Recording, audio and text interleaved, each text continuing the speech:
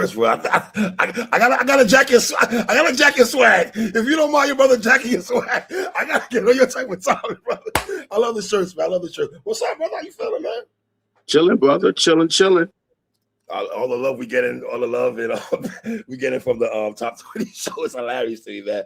But I love it. Bro, you had some of your reactions were priceless, bro. Your reactions were priceless. Yo, people be thinking that we be talking before the show. Tell people that we don't talk. We really talk before we don't talk on the show. We don't have to. This hip hop is in us. You know what I'm saying? At all. But we here, Watts. We told the people, they asked us to talk about 50 Cent, The Massacre, which dropped March 2005. Obviously, you know what's funny? Watch before we go into the album talk and shit like that. You and I both know this and revisit history right quick. 03, he drops Get What You Die Trying, right? 50 could have high key and probably should have, in hindsight. He didn't drop this album for a second. He went straight. Junior Beg for Mercy dropped right after this, right? Yep. And then he did this album right after that. And still did 1.4 million in 4 days. Now, I say that to say this. He would have made way more than 1.4 in 4 days if he'd dropped this in 2004, right? I think if he didn't have to do it in 4 days and we gave him a full week, remember, he had to drop it in 4 days because at this time, people don't realize you could bootleg off the internet. We was burning off the internet. We already had high speed. We were here.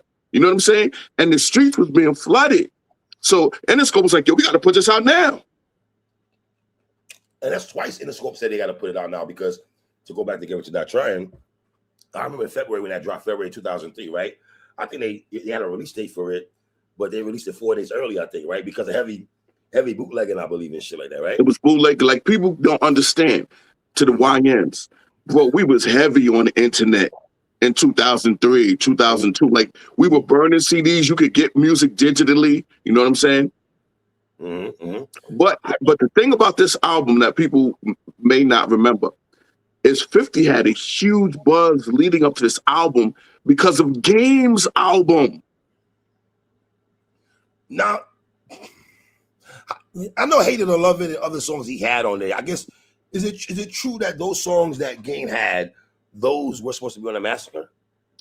He says that, but no one gives us a true history of that. But what I'm saying about it is, he was on This Is How We Do and Hate It or Love It. And those were smash hits in the streets, in the hood, and it was just a buzz. And 0550, that was his biggest year if you think about what he did that year. Because remember, documentary came out, executive produced, that's G-Unit. Right. And then he drops The Massacre. Mm-hmm. He does the movie, Vitamin Water. Like 2005 was an insane year for him. But so, listen, Benny, I'm gonna say this because Benny got a song on 97 Hove. I don't know if he should do 0350 or 0550. Benny, you might want to if you're gonna do a 50, I would say 0250. 0250 over 03, 045. Okay, 0250 was fire, though, bro. I'm not gonna hold you. 0250 was kind of hard though. But let's get into this, man. 50 Cent, The Massacre, man. First song off Deck Watts, In My Hood, produced by C Style. I'm from the South Side, motherfucker, when it gets exposed. Like, off rip, man. That line right there means the world to me, man. Nice way, great way to set off an album. 5 mic song, in my opinion. 5 mic hook, in my opinion. 3 verses, and when you spin the block back on this project, man, a lot of 3 verses from 50 on you. I'm not gonna lie to you, man. The last 46 seconds of this song when the horn is playing, man, touches my mother effing hip hop soul, man. 5 mic song off Rip Box, In My Hood, man. I co-sign everything you say. To start off an album like this with all the hype around him, and he's giving you a hood head nod street banger, and then the hook is crazy. You know what I'm saying? And then the way it starts, niggas screw their face up at me on some real shit, so they don't want me. I can't that out the window till it ain't a shell left laying on the street. Yo, niggas better lay down. So he displayed. So you said the key word. Writing song structure on this was like he really put his all into making songs and song structure. It's a great way to set off the album. Yeah, man, great way to set up the album, man. And before we go to the next song, shit, how many rappers chose this beat to rap off? Hell, real, I can name a whole bunch of rappers that rap off this beat alone. Bro, off of the mixtapes alone, people was just freestyling over this instrumental all day. Heavy, man. Next song, watch. This is 50, produced by Sha Money XL. Once again, I gotta be honest, man. I thought 50 wrote the beat very well, wrote this beat very tough. I like how he kept this the same flow for the majority of the song. 5 mic hook, in my opinion. I don't know what you take from. I really don't play that shit. 3 verses again for 50, man. I fucks with This Is 50. I fucks with it. Yo, love This Is 50. And here's what's crazy. This Is 50, he uses a complete different flow and delivery than from In My Hood. It's a complete. I like how Sha Money XL took Ed Sullivan but This Is 50. Yo, bro, the way this song ends, where it's flowing and then it just ends. This is 50. And then it's, this is a dope song. Whoever's idea was to take the Ed Sullivan thing, was it 50 on Sha Money? Smart idea on their part. Smart idea. And I know you may not want to hear this, but one of my favorite freestyles over this is by Red Cafe. Yo, Red Cafe took this freestyle, this instrumental, and went crazy on it. You know what I'm saying? But another dope song to start off the album. Keep it going, Watson. You got the next song. Keep going. I'm Supposed to Die. Storytelling. 50 kicking gangster street hood lyrics, and he's using a slow flow. Like he's rhyming slow, like Biggie rhymes slow on What's Beef? You know that slow flow? I'm talking about rhyming not fast, but rhyming slow and painting the picture. You know, people came up to my grandma's crib. Like he wants you to get that picture. This is another dope song. The beat is eerie. You know what I'm saying? So this is another song that I rock with heavy. So for me so far, 3 for 3 out the park. I'm Supposed to Die Tonight, produced by Eminem. Solid beat by M, in my opinion. You can tell 50 rocks with the Caribbean culture. He does like, bo. You know, it's the little things that he does for majority of his career. If you listen to his music and shit like that, he's always done that though, and everything like that. You know what I'm saying? Was this a sequel to Many Men, in your opinion?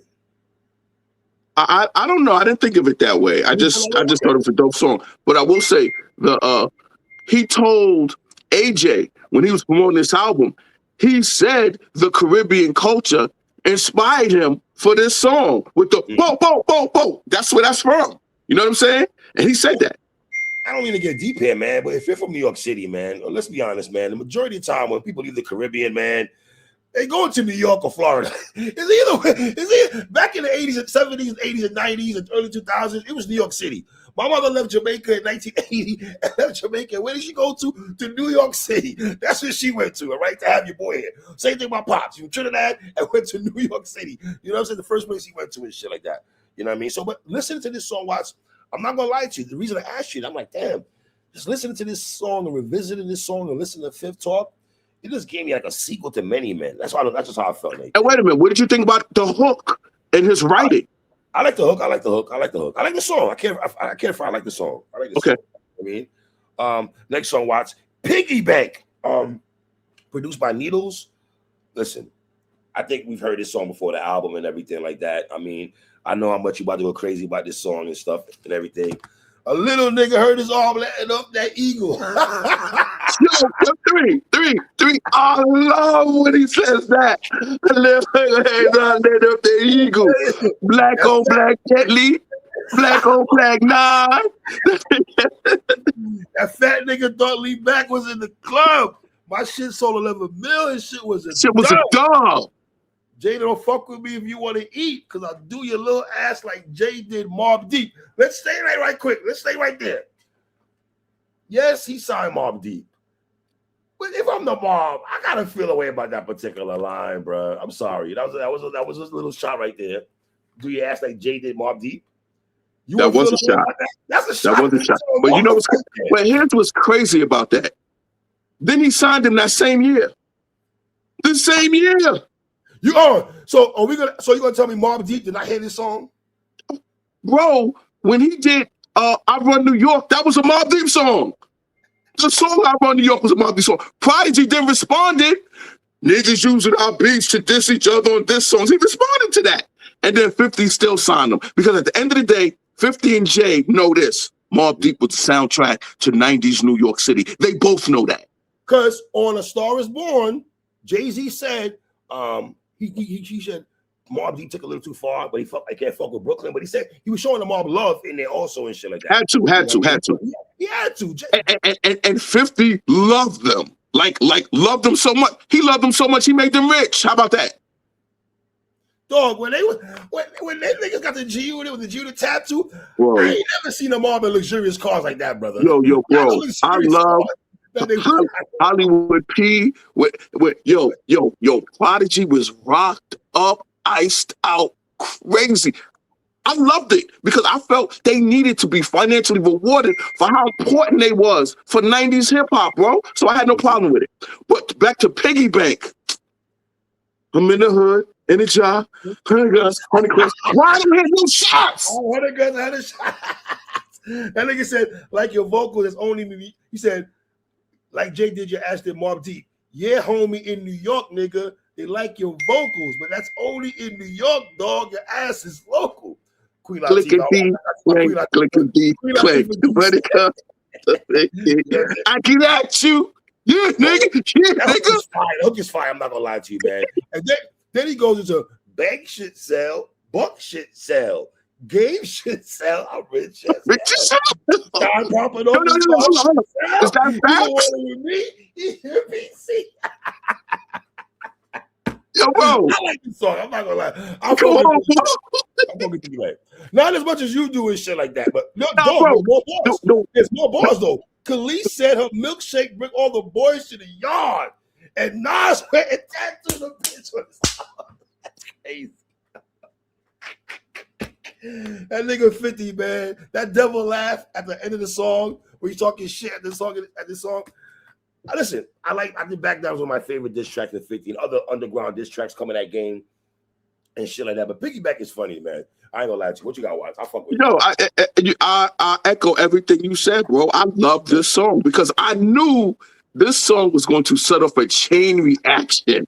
I knew it because the streets was waiting. Yo, you was waiting. I was waiting. We was like, yo, what is going to be said? Because we had already witnessed the Dipset Rockefeller lyrical war. Yes. So we knew there's no way in the world the Locks ain't going to respond to this. Now, what was funny is Fat Joe responded to this.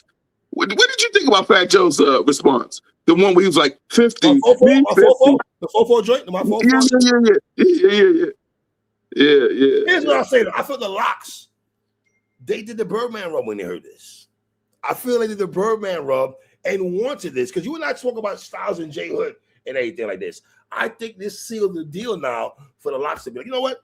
We can say niggas' names now. Chic, call up Poobs, and we about to do 54,000 diss tracks on these niggas. Wait. Call up Poobs, call up Mario. You know what I'm saying?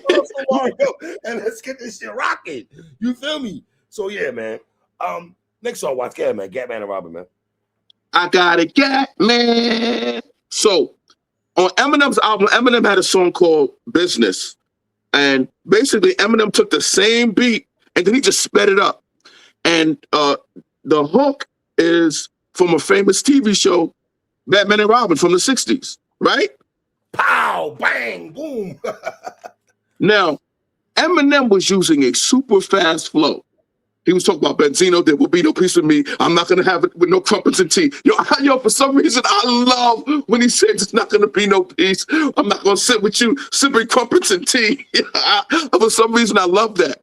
And the thing is, you like, yo, how 50 gonna rhyme on this flow? And then 50 was like, nigga, you get it twisted. You can get your wig split it. I don't give a fuck. I don't care if police know I did it. Man, I hustle it. So, I enjoyed this song, bro. Me personally, I totally enjoyed this song. I liked it. This is another non-skip for me.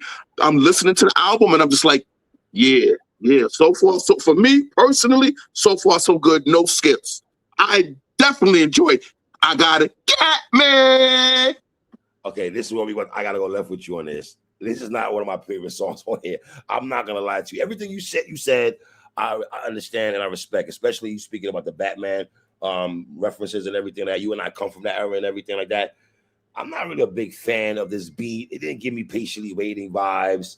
I didn't like the beat like this, man. Eminem on the hook didn't really do it for me too much. I don't know why. I didn't really feel on Gatman and Robin like that. When I heard this song, it was like, I remember when I bought the Massacre too, I was just like, I guess. That's what I felt when I hearing this song, I guess. But, you know, it is what it is. Okay, watch. Keep it going, man. Next song, man.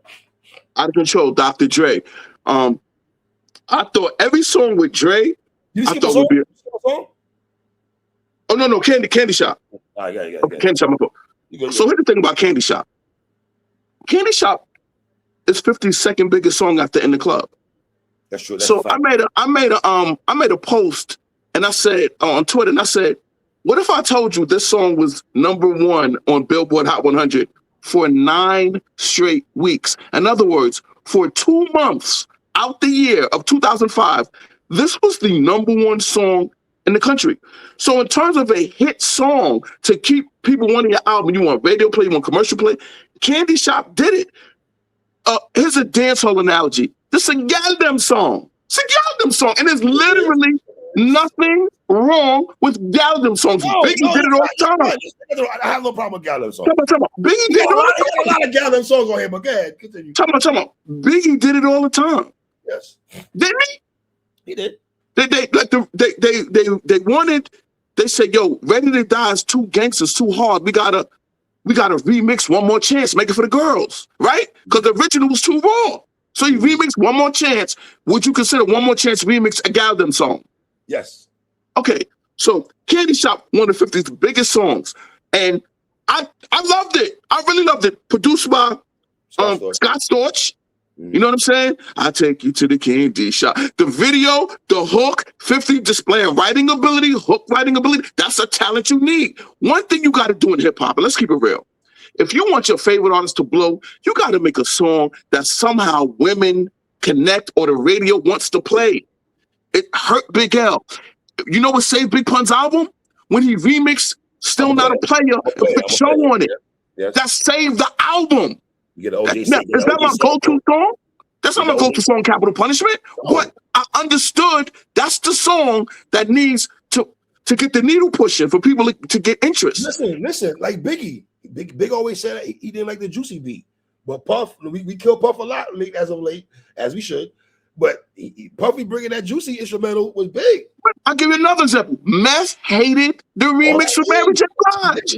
This is his biggest song ever. So all I'm saying is that you can't hate on the biggest song, his second biggest song of his career. You know what I'm saying? Candy Shop. It did numbers. It did everything you should do to keep interest in the album. So that's all. And by the way, me personally, I rock with the song Heavy. Can't say I rock with the song Heavy, but like you said, it's a Galdem song. So I would totally agree with everything you said and everything. And like you said, if you want to get far in the music business and everything, you have to have a song like this. So 50. Well, let's be honest, he had a lot of Galdem who rocked with him. I know a lot of female. One thing about 50, I'm gonna give him that. He had the 9-to-5ers rocking with him. He had the street niggas rocking with him. He had the females rocking with him. He had the burbs rocking with him. So he kind of damn near checked the boxes on damn near everything. This is why I get crazy when niggas try to get hip hop amnesia. Like this nigga wasn't really him and shit like that. I think we said at the beginning of the show, he could have dropped this shit in 04. The nigga said, fuck that. I want Buck and Banks to get out here and get on these streets and shit like that. And drop, wait a minute. Didn't this come out then Lloyd Banks after this? No. So what happened is after Get Rich or Die Trying, right? Then he dropped Beg for Mercy. Then from Beg for Mercy, he went to Banks. Then he went to Buck. Both went platinum. So the method to the madness was let me build my artists up, and he built them up, and then they both went platinum. I gotta salute 50 for that. I'm sorry, Watts. I gotta salute that brother for that. Because guess what? He might have shortchanged himself with numbers and shit, bro. For real. 50 could have did what DMX did. He could have said, yo, I'm gonna pause Beg for Mercy and just put out another album while I'm on fire. He easily could have did that. If you ask Buck and Banks and be like, damn, this nigga really did that for us, right? Them niggas knew. Wait a minute. At his at the career. height of his career, bro. No one does that. Niggas, man, you got niggas gotta wait, man. I'm hot as fish. I'm hot as fish grease right now. I'm gonna keep this train moving and shit like that. You know what I mean? Next song, watch that, man. But I would say before you go, I would say this. It's a gal them song, you know, and everything like that. Everything you said, I agree. And the video, wait, and the video was #1. You could not turn on TV and watch a hip hop or a video show without seeing this video. So we cannot. I had to do the Tory though after a while, though, my nigga. After a while with Candy Shop, I had to do the Tory though, man. That shit was getting too much for me. But that's the point. Like, you cannot change history on how big this song was. This is one of the biggest songs. So let's go to Out of Control with Dre. Any song that Dr. Dre produces, I think, in my mind, when I first hear an album, I'm like, is there going to be a video to this? Is this because clearly this is party song vibes? This is 50 with the hook, and people, when they see Out of Control, they probably think the Out of Control remix of Mobb Deep, which was fire, by the way. I like more, but go ahead. Yeah, but I like it more easy. But that doesn't detract from the fact that this is just a song produced by Dre. I rock with it. Once again, another song that I do not fast forward. I do not skip. I just let it play. Out of Control. I like the y'all like this Dre production, bro. I gotta be honest, bro. I'm a big Dr. Dre fan. Probably between the both of us on this show, I give Dre more props than you do, respectfully, King. Right? If you didn't know Dr. Dre had production credits for this, Watts, be honest, would you think this is Dr. Dre beat? Yes, I would. I don't know, Watts. I feel like if I didn't look and see who does this beat, I wouldn't know. This ain't one of the hottest Dre beats, man, that him and 50 ever laid. It's probably one of the lightest 50 Dre collabos of all time, in my opinion, brother. The hook sets it off, man. And I ain't gonna let the hook does it all and shit. And it's a sample though. Set it off on the left, y'all. Set it up on. He sampled that. So that's how look how you bought, man. That's 1985. You know what I'm saying? Look at that. I still got your bop from that joint. So I one thing about 50, he does appreciate the old school niggas. He always show KRS love. So and Dre sampling this beat and everything like that. I do like the sample of that and everything, though, Watts. Keep it going, Watts. Get in My Car, produced by High Tech. High Tech has a relationship with G Unit because he has production during the G Unit run. High Tech has production, and we know 50 loves High Tech production. And why do we know that? The blast and all them shits, all them joints. That's how we know, because he's do freestyles over them joints. Don't need the introduction about me. You heard it, 50 Cent. You heard it, G Unit. Talib Kweli. Yeah. High Tech do I Get High with Talib Kweli. He did that beat, right? Yeah. He wrapped up that beat also. 50 I Get High beat. What's it most Kanye? So I like this production. And I like the way 50 flowed on this beat. And I like what he said. When he's like, I had a relationship with Vivica. I thought it was something. A few minutes later, it was nothing. Like, I just like the humor in that. I did that.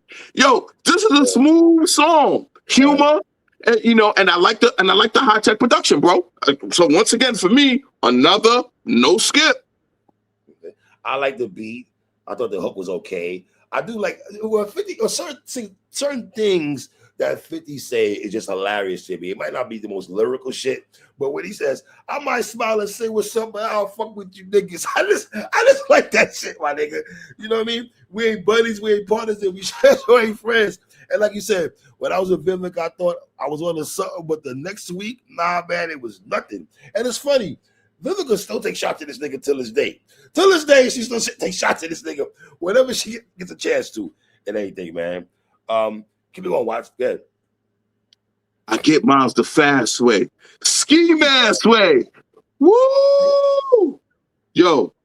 Talk to me. Hood head nod banger right here. Mm-hmm. I love this song. I mean, hood, gritty, grimy. Don't he go at John this one? Yes, he does. The nigga said, this flow right here that fucked up Jeffrey's career. Yo. That's what he said. It was crazy, bro. I love this beat. I remember when I first heard it, I was like, oh, I get mine the fast way. Ski mask way. It's like, ooh, this joint is crazy. Yeah, but so you know I love this joint straight up and down. This was an on repeat joint for me. That wait a minute, I got to rewind this, man. I love this joint. I like the song. The beat is tough. I like the beat switch and everything like that.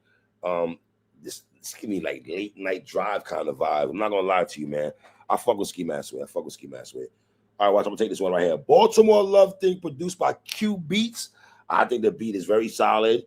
We know about Baltimore and the heroin addiction that they got out there, man. Nice storytelling joint by 50, man. Addiction talk, a dark song by 50. I'm not gonna lie to you, man. Very dark song, man. He also talked about artists that allegedly might have got down with the heroin, name drop like a motherfucker and shit like this. And like you like to remind us that your boy Dave East chose to rap off this instrumental with the fucking coming at 50 and everything. Like, well, didn't come at 50 though. What you got though, man?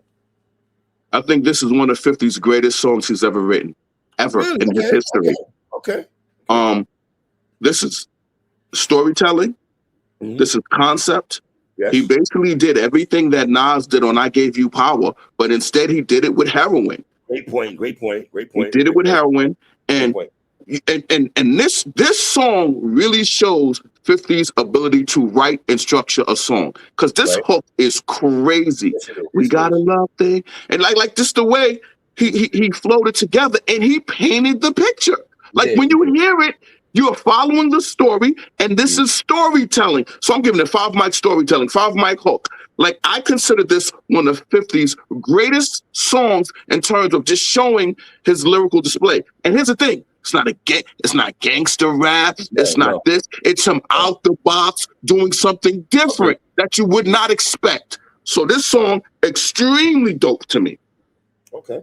Next song, I'll keep it going here. Rider music, produced again by High Tech. You just said a second ago. High Tech is you in a relationship, and it shows again. And High Tech, I need a second beat. Not this one pack. Give me another joint, right?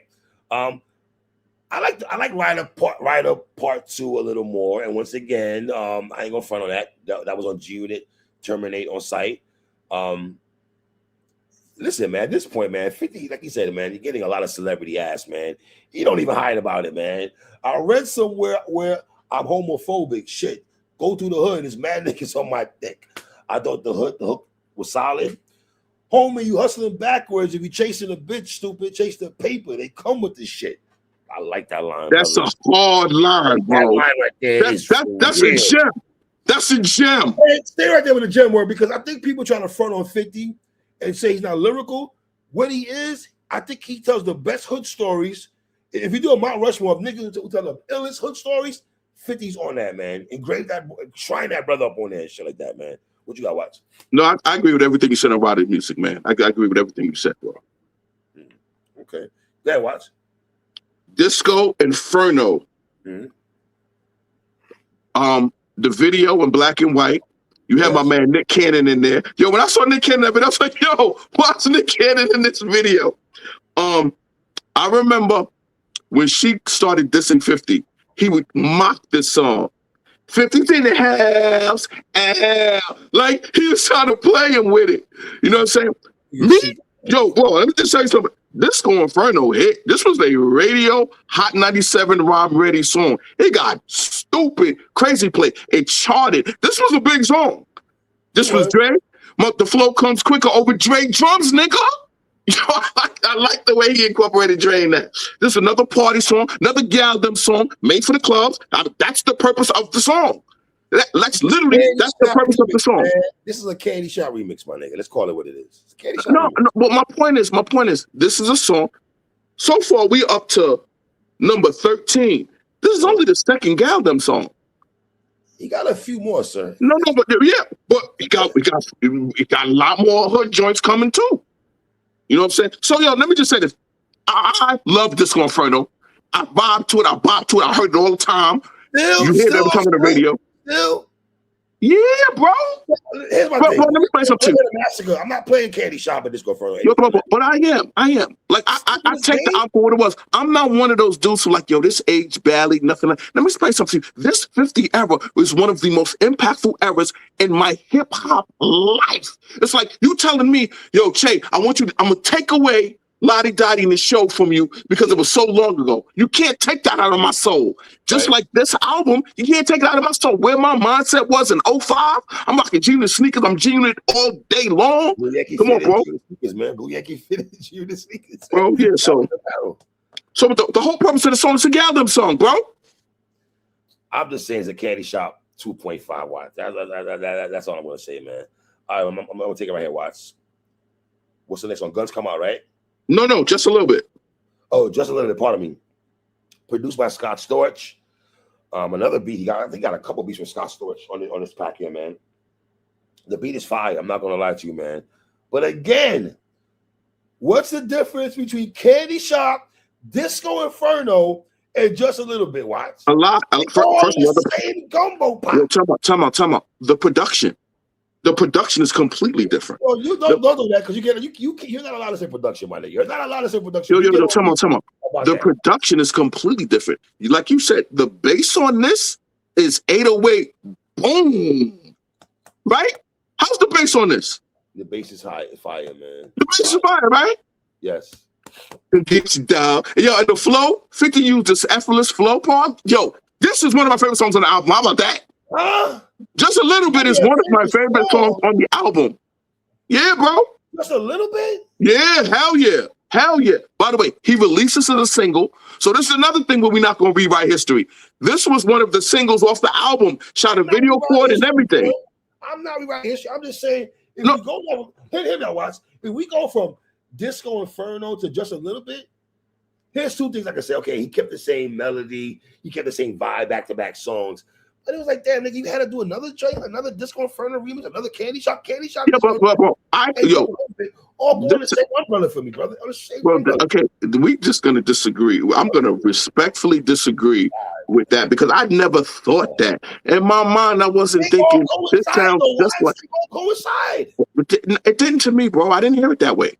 My mind state was completely not there, thinking like I wasn't on this album with an adversarial approach, like, oh man, there's too many commercials. I knew niggas that said that though. I know a few niggas who felt that way, brother. Tell me. I wasn't one of them, bro. I wasn't one of them. All right. Next song, Watch. I'm gonna keep it going. Guns Come Out, produced by Dr. Dre. Yes, Dre. Finally, you showed up to the motherfucking party because the other song you did for 50, I ain't rocking with that like this. This is a 5-mic song. I love this song. One of the best beats by far that 50 ever rapped on by Dr. Dre. I'm not gonna lie to you, man. 5-mic song, one of my favorite songs. Still in rotation. Still in rotation, Watts. The hook is fire. Hard niggas tend to soften up when that neck touch them. Listen, man. Hood Stories. Brownsville, Flatbush, Carl Heights, Brooklyn Zoo. 3 verses by 50, man. 5-mic song. Probably in my top 5 songs of 50 of all times in terms of album cuts. The mixtapes are different. In terms of album cuts, top 5 50 songs for me, brother. What you got? In terms of album cuts, I would say this is a Mount Rushmore 50 song. Off of album cuts. Okay. Hook. Yes. 3 verses. Yes, sir. If someone says, put your best rapper who tells they street hood stories, I'm going to take Guns Come Out and put it against any hood, street, gangster song ever written in hip-hop history. Now, I want to give you a battle rap analogy how I feel about this song, all right? Yes, sir. Hearing this song gives me the feel of Daylight's second verse against Tay-Rock. Wow. That's how I feel. I want to give you another battle rap analogy because I want you to know how much I love this song. Saga's third round against B-Dot. That's how I feel anytime I hear this song. This is a song that can never be played out. It can never. And you see that face you make it? That's Guns Come Out. Absolutely. And by the way, the streets on the mixtape, everybody was freestyling over this. Shout out to my man Hellwell. Hellwell got a mean freestyle over this. Shit, let's be honest. Niggas probably rapped off this beat more than in the hood. I take to be honest on Guns Come Out. Yeah. Yo, this is one of Dr. Dre's great beats. Like this is you can put this if you do an all-time great. This can be in that pack. I wish I was a fly on the wall where 50 walked in the room and Dr. Dre played this beat for the first time. I just want to see niggas facial expression when they heard this beat, man. Okay, watch, you got it. My Toy Story, 50 shows humor. Tony Ayo's in it. So for this album, he did something that no rap album artist ever did before. He shot a video for every single song and re-released the album. You know what I'm saying? And of course, I went and bought it because, I had to always buy the maxi versions of anything G-Unit because it always came with a DVD. Remember that? And I had to have the DVD. I had to have that. Get what you're not trying. That get what you're not trying. I had to get that shit because of the DVD. That's right. So you get the DVD of it.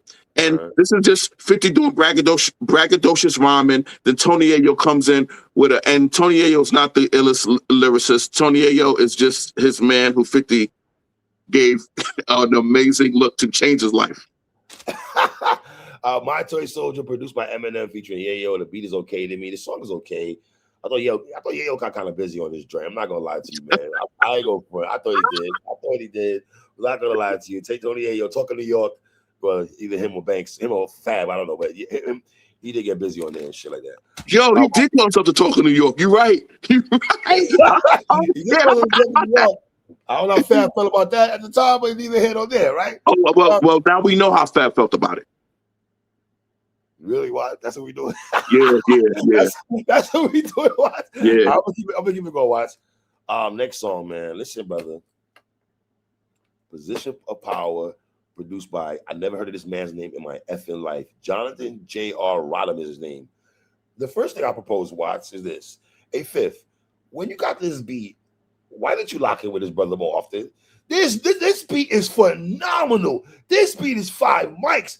The same way I feel about Guns Come Out, brother. This might be my second favorite song, and it might not be number 2, man. This song is fire. Have supermodel bitches come and suck on some dick. My mom turned in the grave. I married a white chick, man. This hook is 5 mics. One of the best songs in my opinion, man. And I'm going to be honest, man. In terms of album cuts again, bro. This is top 10 and 810. I fucking love this song. This song has never, ever stopped playing my rotation, brother. I would never stop playing Position of Power ever in life. What you got, Watch? You know when I knew you loved this song? Because you posted it on Twitter. When I saw you do that, I said, oh, 3 likes this song. I love this song. I love this song. You hustle. Yo, 50's songwriting and his hook writing is a skill. It is a skill that so many super lyrical dudes do not have. Right. He displays that on this, where he can talk hood stories, get a great hook, great bridge, and like you said, JR, the production by JR Rodham, and I looked at his production credit 3. He's produced a lot of songs we've heard before. Like he was a big in-demand producer in the 2000s. He literally produced for everybody. This wasn't no regular dude he just picked up. Like this is a mainstream dude. And like you said, this beat is ill. Yo, is that piano? What is that sound that's just going? Bro, this beat is phenomenal, bro. It's phenomenal, brother. It's phenomenal. Yo, man. I agree with you. This is 5 mic song, highlight song. If you're gonna pull the best songs off this album, you gotta take Position of Power. All right, watch. I'm gonna keep it going. Build You Up, featuring Jamie Foxx, produced by Scott Storch. Not a song that I play, Watts. I know the song is kind of self-explanatory. We say Build You Up. Not my go-to song by 50, man. I agree with you. It's a Galdem song. It is. But we will acknowledge Jamie Foxx was on fire during this time. That's a fact. He was. Jamie Foxx in 05 was on fire. So you get a Jamie Foxx song and you got a song 50 talking to the girls. Personally, this is not one of my favorite songs. It's not one of my go-to songs, and I will skip it. Like, I'm not gonna lie, like this ain't one of them. Keep it going, Watch. What you got?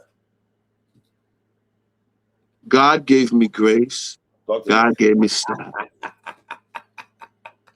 You know, 3, I listen to you when you say you like when you hear rappers go outside the box and rap about stuff they never rap about. And the reason why I say that is because there you go. Every single time you talk about your favorite hip hop song of 2025. It's a up. clip song. It's an introspective clip song, right? Set up. And then I think about this song where 50 is talking about higher spiritual power, God, how God is in his life. And I'm like, this is so unexpected from 50. You've never gotten this from 50, have you? Like, this isn't Guns Come Out. This isn't Position of Power. This isn't Candy Shop. This isn't Baltimore Loving. This is completely a 50 we've never seen before. So I give him credit for writing a hip hop song, putting it on an album that everybody's going to buy, and it went completely out the box. I give him credit for that. And I want to thank you three for making me appreciate more rappers who go out of their box and make songs we do not expect them to make. Salute to you three for that. Everything you said was fire, except say out the recent part. I'm going to say this. I love the hook. I like the song a lot, man. Very, very deep song by 50, man. I got to be honest. This is probably one of the most deepest songs 50 ever put pen to pad and recorded, man. I'm not gonna lie to you, man. This song is very fucking deep. Love God Gave Me Style a lot, man. Keep it going, watch. So Amazing featuring Olivia. One of my favorite songs on the album. Oh my God. One of my favorite songs on the album. Just had to go left on us. One of my favorite songs. So let me tell three a little something about my love of hip hop. Yes, sir. I love Heavy D. I love Father MC. I love Girl I House You. Yes. Like, I like songs that have females on the hook. I like MC Hammer, my nigga. What you saying? Okay, so I am a fan of the Galdem songs. I'm a fan of it. I like it. Yes, back in the day, my nigga. We got busy. So I like songs for girls. I like this beat. I like how 50's dropping it, talking about the relationship. Yo, I'm gonna keep it real. I really like this song. I remember there was a point I played the Massacre so much, and I was like, yo, I gotta find different songs to listen to burn. So then I burn Position of Power, So Amazing, and yo, I really like this song, gang. I'm not gonna lie to you. I love Olivia's hook. I love Olivia's hook. I love the way she's singing. This song, highlight song for me, one of my favorite songs on the album. In the words of Buckshot Shorty, man, commercial rap gets the gun clap day after day, man. I'm sorry. This song is right there with Disco Inferno, Candy Shop, just a little bit, the Jamie Foxx song. Them songs right there all go in the same gumbo pot for me, watch. Brother, this song never made my playlist. I don't even like this song like that, brother. I don't like So Amazing. I hear you over there, brother, but this ain't it for me, man. That ain't this and this ain't that, man. Shout out to Jeezy and all that, but no, brother, I don't like this song, man. Keep it going, Watts. What you got, bro? Hated to Love the Remix. Okay. Produced by Cool and Dre. It's one of the biggest songs on Game's album, and then he just put everybody, on Junior on it. You know what I'm saying? Ended it off. Dope song. Dope way to end off the album. Had no problem with it. You missed one more song though. I Don't Need Them. Oh, hold up. My fault. You good. Go ahead. But Buck Wild. I Don't Need Them. Another stand out, hood, banger, head, nod, banger. Second verse for 50 talks to my soul. The OGs, they stuck in the 80s. Yo, it barked on them. Yo, I love, let me just be clear. I Don't Need Them. I think 50's hook is fire. Yo, let me tell you something I love about 50. This is what I love about 50 that he displays on this album. He will kick the most gangster hood tails and then spit this melodic harmonizing hook.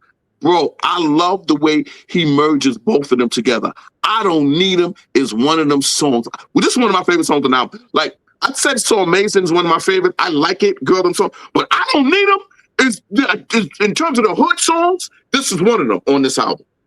I Don't Need Them. Do I put it up there with Ain't in My Hood? Baltimore Love Thing? Do I put up Guns Come Out? Position of Power? I don't know, but I like this song a lot though. Shout out to Buck Wild. Buck Wild get busy on his beats. Another producer who doesn't get enough props in my opinion. I did not know Buck Wild produced this. You know, it messed my head up. Buck It messed Wild. me up. Like the industry really knows that Buck Wild is ill. Right. The industry knows that because I was like, oh shit, Buck Wild produced this. The 85ers know Buck Wild is really him. You know what I mean? I don't know. Yeah, so you might as well do Hate It or Love It because I already said what I just said about Hate It or Love It. Everything you said, I agree with, man. Everything you said about Hate It or Love It. Like, you grabbed everybody on there, gets on Game's album. We know what it was and shit. You know what I mean? All right, Watts, what you got? How many mics, brother? This is 50's best album. And let me explain why.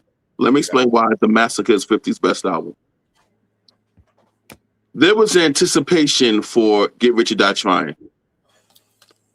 But Get Rich or Die Trying had old songs me and 3 had already heard it, already played out. Me and 3 already played out Wankster. Me and 3 already played out Your Life's on the Line. Me and 3 already played out Not Like Us. So those are already old songs we did not need to hear. In terms of pure writing ability, song structure, holding down the album for Dolo, 50 displayed that on The Massacre. He even said it himself. He said, I feel like I overwrote The Massacre. I wrote too much. And you can tell he was in his writing bag for this. This to me is a 5-mic album. This is 50's third 5-mic album in a row. Power the Dollar is 5 mics. Get What You Die Trying is 5 mics. The Massacre is 5 mics. I told you earlier, I said there's different levels to 5 mics. Remember? I said Strictly Business 5 mics, Purple Tape 5 mics. But Purple Tape is a better 5-mic album. This is a 5-mic album to me. And and I base it on where was I at in 2005? How did I listen to this album? How did I embrace it? This album dominated my soul in 2005. All right. Wow. You never cease to amaze me. For you to sit here, brother, you are a hip-hop historian. For you to sit here and say that this album is 50's best album is crazy to me. And the measuring stick that you use was the fact that you and I heard songs on this project prior. That's the reason why. No, didn't I tell you? I said the writing. I literally said the writing. I was going to get to the writing also. You did say that part. You did say that part also, brother. Right? So let me get this right. Piggy Bank or Back Down, Watch? You gonna tell me Piggy Bank's a better diss song than Back Down? Back Down. What Up, Gangsta? First of all, Patiently Waiting is better than Gatman and Robin. I agree. I agree with you. You can't tell first of all, Many Men. Many Men is a certified classic song. Agreed. I agree. High All the Time. Now, here's the thing. Let me say about The Massacre. Because I've been doing this in my head. To me, it's a strong 4-mic album, teetering 4.5, and I'm not mad at 4.5. And here's the reason why I can give it 4.5 in a sense. Why? Yeah, I might not be fond of the Disco Inferno and Candy Shop, but 50 had to make them songs. You said it earlier when we broke it down this shit, right? So I agree with everything you said, right? Even though those are my go-to songs and everything like that, the brother had to do them songs, right? You got a female fan base who rocks with you, you know what I'm saying, heavy and shit like that. You had to do those joints. I just thought he OD'd on those songs. I felt at the time that, okay, I see what's going on here. Because even though you had 21 questions and shit like that, you didn't really have a lot of 21 questions on Get What You're Not Trying. There's too many on here and everything like that. Production-wise, dog, I would say this. Okay, I'm going to give Guns Come Out the best Dre beat, but let's not act like these other What Up Gangsta, If I Can't. I mean, dog, P.I.M.P., Like My Style, Don't Push Me, Gotta Make It to Heaven? Gotta Make It to Heaven? You Not Like Me, yo, dog, from Don't Push Me to Gotta Make It to Heaven, a wank shit, You Not Like Me, Life's on the Line, that is 5-mic material, brother. Bro, I'm not disagreeing with you. I said there were 5-mic albums that can be considered 5 mics, but some are better 5-mic albums than other 5-mic albums. That's what I'm saying. You did say that. Bro, you're never going to get me to say something negative about Get What You Not Trying. Like, I'm agree with everything you say. I promise, I'm not trying to do that at all. That's not my MO at all, right? But I agree with everything you say about Get What You Not Trying, bro. I have that as, but I'm just telling you. I'm just shocked you said The Massacre It's his best album. The shock you Yeah, because I think in terms of, because there is no Baltimore love thing on Get Rich or Die Trying. There is no God gave me grace, God gave me style. Like he was pushing the pen and doing and God to he told you like that song, bro? Gotta Make It to Heaven? Yeah. Dog, that's a 5 mic song. I'm sorry. Okay. Yeah, That's a 5 mic song. I love to hear that. I love to hear that. Okay. He don't smoke but high all the time. No. When I was getting down with the trees, my nigga, I was getting burnt. I was blowing trees of that. I was buffing it down to high all the time. But listen, like I said, this is a very you got it as a classic. Some people got it as a classic also. I get it. I just felt there was some things missing. Yo, you know who else said it was his best album? You know who else said it was his best album? Jules Santana. Juelz? Yes. Okay. I don't know how much weight that holds, Juelz, but okay. Skull Gang, nigga. Skull Gang. The worst. Don't do that. Don't do that. Skull Gang and Freaky Ziggy 730 crew. Nah, that wasn't popping and shit like that though, man. But let's be honest. For 50 again, I'm gonna say this. I'm gonna drum this home, man. For that brother to sit there and be like, you know what, man, I'm gonna let the crew shine, and I'm gonna wait to push this out, man. That's and like you said a second ago, brother, a lot of niggas ain't doing that, man. A lot of niggas ain't doing that, and I need to drum that home to the people. Like this brother could have dropped this album right after fucking Get Rich or Die Trying. So peep this story. Think about 2005, right? Mm-hmm. He dropped the Get Rich or Die Trying soundtrack the same year. Yeah. And people argue with me today, Hustle's Ambition, one of his best songs. You know what I'm saying? So, and then you got Dre production on that. That's first of all, that's a G Unit album. The Get Rich or Die Trying soundtrack is a G Unit album. Look at the track list, bro. I'm with you. You know what I'm saying? So I think it wasn't walking that way, but it is though. It is. 0550 to me is peak 50. It was the highest he achieved. Remember, it's the vitamin water, it's the video games, it's the sneakers, it's the movie. Well, all this is Games album. And it's still mixtapes. And the mixtapes too. And the mixtapes. Tony Ayo's album, So Seductive, Song of the Year candidate. You know what I'm saying? So to me, while he put the Massacre out, he still had a lot of other music on other people's album. If people ask me, what's the 50's biggest shit? It's not 03. It is 0550. But do you like 0550 more than 0350 though? Yes.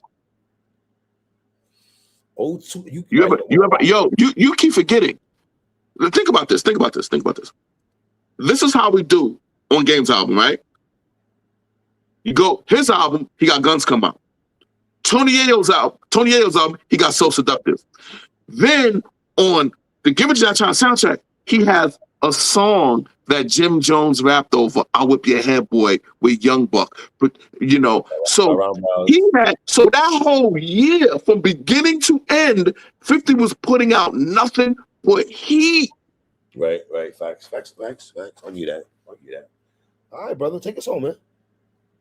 PSA Hip Hop, the home of FABOLOUS and the new S circling the US. Why you say that with so much? Because I never knew how much 3 liked Fab. I never knew until I saw his interview with Lux. The way he was talking about Fab, boy, 50 must be hiding under a rock. He made it very clear. 50 don't want no smoke with Fab. So PSA Hip Hop, the home of FABOLOUS. Simple question. Do you think 50 really wants lyrical smoke with Fab? Jesus Christ. Lyrical smoke with Fab. I don't think Fab, bro, don't make me this Fab. Please don't make me this Fab. I'm gonna ask you a question. Answer my question, bro. I don't think nothing about Fabolous. Nothing. I don't think nothing about him. I don't think nothing about him. Really? What are you talking about? Yo, 4 years ago. Yo, PSA for life, the home of Fab. Sir, we did a and breathe. And can't deny it. The Girl Them song. You want to talk about guy who makes his career off of Girl Them songs? Off of songs for the ladies? Yo, let me ask you a simple question. Do Fab got an album, in your opinion, better than the Massacre? An album? No. What's that? I don't think you know that. The way you got 50 don't want no smoke with Fab. No, not lyrically. Not 2020. Not lyrically. No, he doesn't. No, he doesn't. Wait, tell me. Because lyrical 50, it's no such thing as lyrical 50. I get it. Hold on. First of all, like I told Lux last night, I don't think niggas are scared of 50 no more. At all. Niggas was never scared of 50. Niggas was never scared of 50. Fucking Sticky Fingers bodied them on Jacket for Beats. The real 50 from Brooklyn, God bless you, got out. He's just a fake thug that rap about it. You know, Sticky Fingers went at him. He always had people going at him. Nobody was scared of 50, bro. So let's be clear. Game went at the boy by himself. The locks went at him. Styles went at him. Nobody was scared of 50. So this narrative, I don't think nobody's scared of 50. He did not respond to Meek Mills. Remember when Meek Mills was dissing him? 50 ignored him. So 50 ignored Meek Mills. I'm talking about early Boo Boo. I think early Boo Boo. Nobody was scared of him, bro. Niggas is treading like dog. I feel a lot of niggas in New York City, especially. Yes, you had the locks and other niggas saying shit, but they ain't saying shit till 50 said something. Well, do you realize 50? He had to set shit off. He had to set shit off to make niggas respond to him. He had to. Bro, do you realize 50 is more powerful now than he was in his rap days? Like, he's significantly more powerful. Which is why your boy Dave East was rapping to nobody on Baltimore Love Thing. Which is why Dave East was rapping to nobody. Why Dave East? Why you ain't go at him like Jim Jones did when Jim Jones was making the screw face? That's your man. Tell me why he didn't. You tell me. No, Lux and Mook trying to tell me that Dave East versus Fire. Y'all niggas are fucking bugging. Leave that whole bullshit. Salute Mook, salute Lux. I agree with y'all. None of them niggas. Salute. No. Lux, you my goat, but you're fucking bugging, my nigga. I told Lux that. I told Lux you're bugging the fuck out. But saying that Dave East, come on, bro. We're not doing that though. But hold on a minute. Let me say something right now. If 50 and Fabolous went back and forth on diss tracks, I think Fab will do that nigga dirty right now. Okay, so let me say this. Dirty right now. Right now, you're doing dirty. That sounds crazy to me. That sounds crazy. But wait a minute. I'm gonna make you defend that right now. You got a problem with Vybz Kartel not responding to Massacre, and Massacre called him out? No, I got a problem with Kartel. How do you feel about that? I don't got a problem with Kartel not doing that. Wait a minute. For the Hype is saying straight without Kartel, how you not answering him? He's calling you out. Like Massacre's literally calling him out by name and went at his throat. Vybz Kartel is someone who was with it. He battled any and everybody. So why is it okay for Kartel to just not say nothing while Massacre is mashing the place up? But with 50 can't do nothing with Fab. 50 can't do nothing with Fab. You can't. Because you know why? 50 better than Fab in every aspect of hip hop. There's nothing Fab does as an MC. Fab is a one-trick pony. Right now, right now, Fab. Right now, 50 better than Fab. Right now. You're bugging. Right now, you're fucking bugging. Yo, you cheating that Fab verse like it's checkmate, and that makes everybody seem like a casual to me. You're out there looking like casuals. Rob Markman, Wayno. Oh, we gotta talk about this Fab verse. What about this Fab verse? It's nothing to it. Ain't nothing to this Fab verse. He ain't even calling 50 out. It's a subliminal. That's bullshit. Subliminal. That's bullshit. Subliminal. This verse is super mixed. Ain't nothing about this verse. There's nothing about this Fabulous verse. It is super mid. Really? Mid as fuck. Say that again. Let's talk about that Fab shit, boy. Y'all niggas must have forgot what lyricalism is. In 2015, Fab did Monday Night Mixtapes. Fab did Monday Night Mixtapes where he was rapping over beats. And he was being mad ill, mad lyrical. That's a mid-pack of nothingness. 50, please do not respond to Fab. Because Fab is washed. He's washed. Wait, hold on. If Fab is washed, right? You're saying Fab is washed. Super washed. What is 50 then? Super washed. What is 50 then? He on another level. Exactly. That's why. Bum ass niggas. Them niggas is bums. Them niggas is bums. Sir, niggas can't move. What you talking about, man? Never gonna let Fab shit off. Like Fab somebody. Fab is nobody to 50. Fab is nobody to 50. That's crazy. Can I ask you a question? Fab said this. Niggas can't move us, but now we not squatters.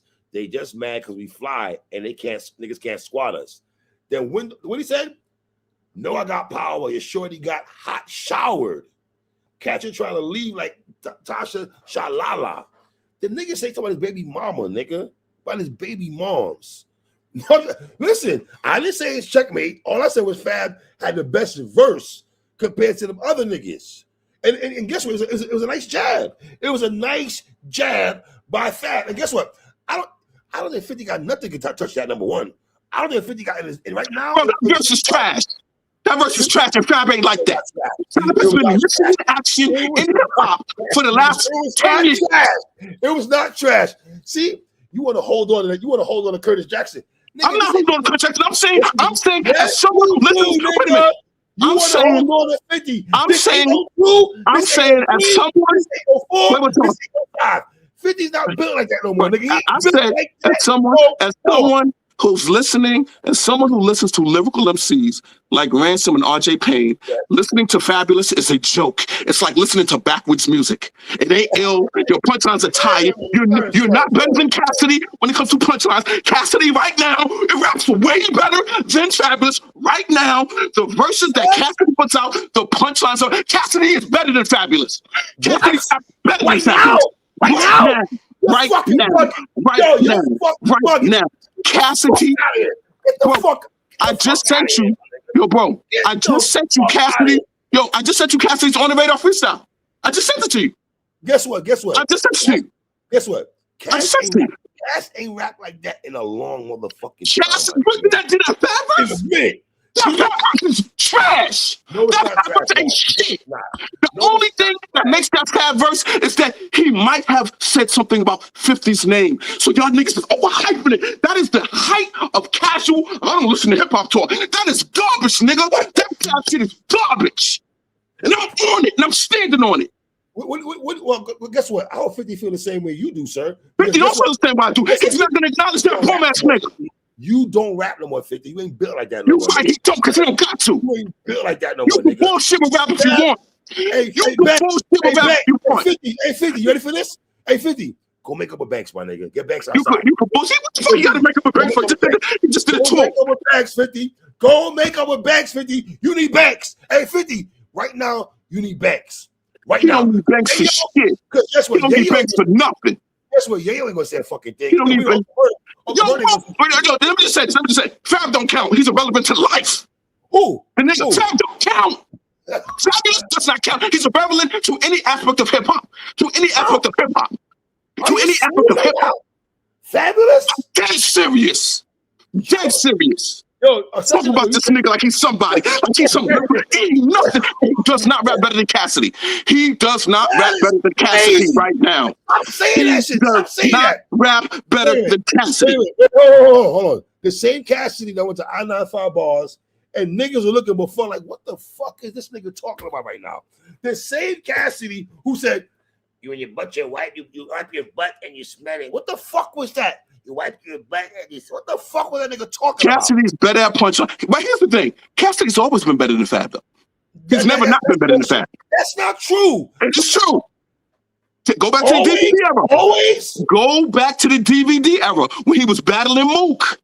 So can I ask you a question? Go back to when he battled Freeway. Cassidy has always been a better rapper. I'm saying right now, nigga, right fucking now. And right now, let me ask you a question. Back in the day, right fucking now. Right now, is Cassidy rapping right now? It's Cassidy rapping right. And guess what? It's better than Fab. It is lyrically better than Fab. That radar shit you sent me, that's not a better free. That's not a better version. Yes, it is. Yes, it is. Yes, it is. 100%. For you to say 2025 Cassidy raps better than Fabolous is 100%. Number one, isn't the culture mad that Fab can find a fucking a studio? Aren't people mad that Fab is not rapping? Nobody was mad because he can't rap better than the people that responded. Joel Ortiz responded, Papoose responded, Ransom responded, Joe Budden responded. We don't need nothing from Fab because Fab can't rap better than anybody I just named. He's not better than anybody I just named. Joel Ortiz ain't that better than Fab. He ain't that much better than Fabulous. Like, relax. 3. Joel Ortiz ain't that much better than Fabulous. 3. No, stop it. 3. Stop it. I like Yawa. I love Yawa. But don't sit up and act like 3. Yawa is a way better rapper than Fabulous. Don't do that. I'm not even. 3. I'm not gonna insult Joel Ortiz, Yo, dog. Joel Quickman, by comparing him to that dude. I like Joel Ortiz. Mr. Cooper Project, like way better. Joel Ortiz is way better than Fab. He's not way better than Fab. No, he's not. No, I'll just tell you something right now, just so you want to know. Joel Ortiz, 125th, 125 grams, is lyrically better than anything Fabolous has ever written. And if you can give me any Fab freestyle ever that is better than Joel Ortiz, 125 grams, I'll shut the fuck up. Okay, but there's no way you can do that. There's no way you can do that because Fab is not even anywhere. Yes, I can. Yes, I can. Number one, let's go back to the Lloyd Banks, Busta Rhymes, and Fabolous freestyle. Let's go back to it. What about it? Banks and Fab got crazy on there. Number one, Banks got busy too. Don't act like Fab didn't get busy. And you think that Fab verse is better than 125 grams? Fab also has rapped on Black Girl Lost. Fab has rapped on Mad Jay-Z beats. You're right. Yes, he has. The same Friday Night freestyles that you talked about, sir. Yes. Damn, yes. My motherfucking heart, nigga. You hear me? You're right. And guess who else was doing Friday Night freestyles at the same time he was doing it? Ransom was. Ransom was doing Friday Night freestyles at the same exact time. Body bagging, wait a minute. He was body bagging with the A-team, just like Joe. You the weak link, you and Paul Kane, weak links of the triple offense. You and Paul Kane. Joe Budden was the MVP on every song. Joe Budden was the MVP on every song. Hitchcock ain't better than Fabolous. No. I said better than Fabolous. I never said that. Oh, okay. But Ransom is, Joe Budden is. What? Talk. You want to defend him? PSA for life, the home of Fabolous. Here it is. I didn't know you had this. I didn't know you didn't rock with Fab like that. I didn't know you rocked with Fab this much. That's why I'm like bugging. I had no idea. I've known you for over 5 years, sir. Right? I never knew that you felt this way about Fab. I didn't know you hated Fab. I never knew that you felt this way about Fab. You know what? Bro, because we've never just did a Fab album. We've never did a Fab mixtape. We never was like, yo, we got to talk about the Real Talk album. Like we've never even. Did we not have a Fab appreciation? I don't know if we did. But I do know we've never taken a Fab album and said, yo, we got to break this album down and talk about it. Unless you want to talk about Holla Back Youngin'? Is that what you want to do? You want to do a breakdown? We can break down that album. Talk about Holla Back Youngin'. One Day by Fabolous is a classic. I don't know what the fuck you talking about. One Day by Fabolous is a certified classic, is it not? And so was Can't Deny, right? And was it? Wait, hold on. You can't sit there and say 50 certain songs are good for 50 and Fab jumps on. No, I'm asking you. It was a great song. It's a great song. So my original point is this: PSA for life, the home of Fab. But for you to sit and act like in 2025, going in to 2026, that 50 shows you glimpses or no glimpses. I think it's better than that. Based on what? Based on fucking what? Just like here's the thing. Cassidy's better than him based on Cassidy rapping right now. So I'm on that. I'm never gonna move off of that. Cassidy. I'm never gonna move off of that. I didn't know you part of Grand Larceny. We part of Grand Larceny. What's going on here? You know why? Because Cassidy's cut from the cannabis cloth. Cassidy's cut from the battling on the corner cloth. That's the cloth Cassidy cut from. And because Cassidy is from the same exact era as Fab, was rapping at the same exact time, and Cassidy is still rapping today.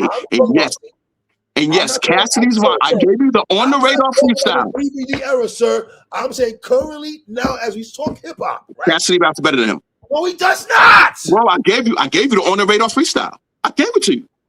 Did I not send it to you? Yes, right now. Right now, Cassidy dog walks. Fabolous. Did you see him on Bars on 95? Did you see that? No. Oh, how about you spin the block and watch him on Bars 95 a couple years ago when niggas are sitting there like, what's happening right now? Come on, man. Don't give me a Cassidy. Dog, I didn't know you didn't fuck with Fab like that. That's crazy. I didn't know you fucked with him like that. Like, I did not know that. I did not know you have Fabolous in this high esteem where you are comfortable to say Joel Ortiz ain't better than him. That's wild. When Joel Ortiz literally come from a group where there was plenty of times Joel Ortiz had the best verse. had the best. There were times when Joel Ortiz was out rhyming Joe Budden. Clearly out rhyming Joe Budden. Clearly out rhyming Royce the 5'9". But yet he ain't better than Fab. Sir. I like Joel Ortiz. I got mad love for Yawa. You made it sound like Joel Ortiz is way better. Yes, he is. And I say that, and I don't like that at all. I think that's fucking crazy for you to sit up on the show and act like Joel Ortiz is way better than fucking Fabolous. Is wow. You acting like you acting like you tell niggas to grab a beat and rap.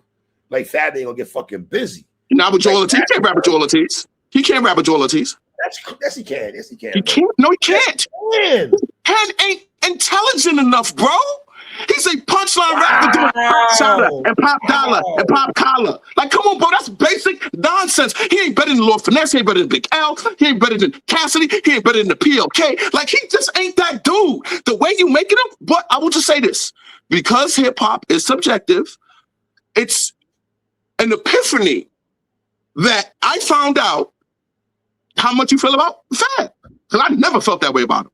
I acknowledge what Fab's doing. I acknowledge Fab was big on the mixtape era. Fab was big on the Clue. Like, I acknowledge all of that. He has never. Yo, you know when we talk about mixtape stuff? Did you like Soul Tapes? No. What? No. You didn't like Soul Tapes? Nope. Oh my fucking God. This nigga, man. Nope. Did not like Soul Tapes. No way. So, are you dog? Bro, we've never talked about Soul Tape. Think about this, 3. We're literally having our first Fab conversation, like a real Fab conversation right now. Think about that. We've never been like, yo, my nigga, we don't talk about Soul Tapes like we talk about mood music. Why is that? Why is that? Tell me why is that? Why don't we talk about Soul Tape like mood music? I'm gonna sit and act like we never speak about Fabulous ever before. No. I'm asking, why do we not talk about Soul Tape like we talk about mood music? Wait a minute. When Fab and Jada were doing their verses, we went in depth about Fab number 1 and everything like that. Got bodied. Like I said he would. And he lost clearly. You didn't say he'll get bodied. Bro, Fab lost badly. And see, and that's the point, 3. When Fab gets with like real spitters like a Jadakiss, bro, it's just no matchup. Guess what? Matchup. You can't rhyme with a dude. Guess what? Nobody really thought Jadakiss was gonna body this nigga the way he did. But he did. He did. He did. I thought it. Nigga, man. I thought it. I cannot believe you just shit on the Soul Tapes. That's crazy. That's some great ass music, my brother. I'm not Soul Tapes. We love soul up here. Soul Tapes, and you don't like that shit? When I want to hear soul, I go to Ghostface. When I want to hear music that got soul to it, I go to Ghostface Killer, who has a true appreciation for that era of music. Ghostface, who has a genuine appreciation for that era of music because he talks about it to this day. He talks about it. So you have a series called The Soul Tapes, and you're faking the funk? What do you, main source now? You faking the funk? What do you Lost Professor?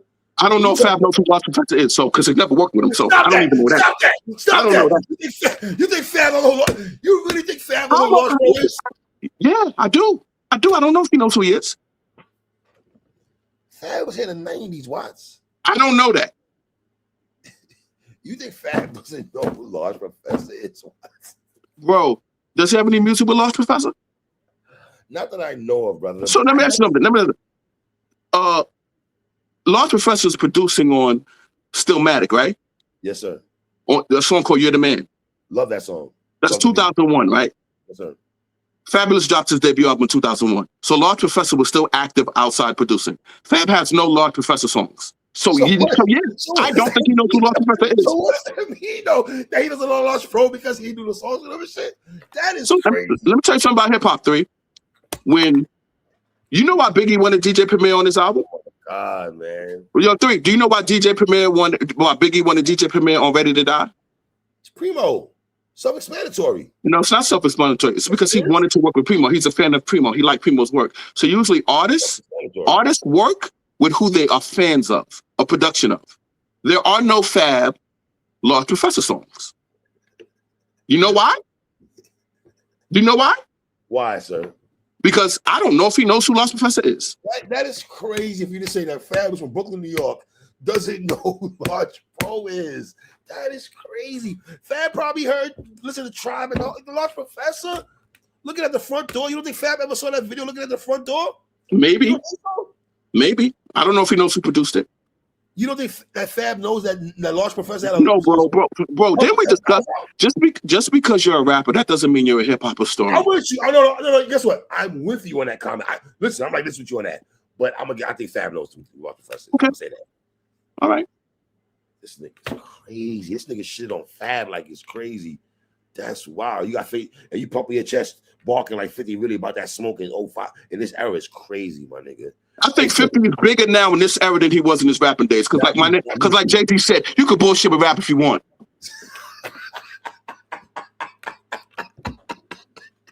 You niggas is in the basement and an abandoned warehouse rapping over old 50 beats, and you go, oh man, this is the most energy in hip hop ever. You know, I'm like, what are we doing here? So why do people love Fab Verse so much? Like fuck the Fab Verse so much? Then tell me why. Because they're casuals. It's casuals. It's crazy. Casual, bro. You're crazy, my nigga, man. This nigga is crazy, man. Shout out to my nigga Watts, man. My brother, we out, man. I love you, my nigga. Salute. Shout out, my brother Watson. PSA.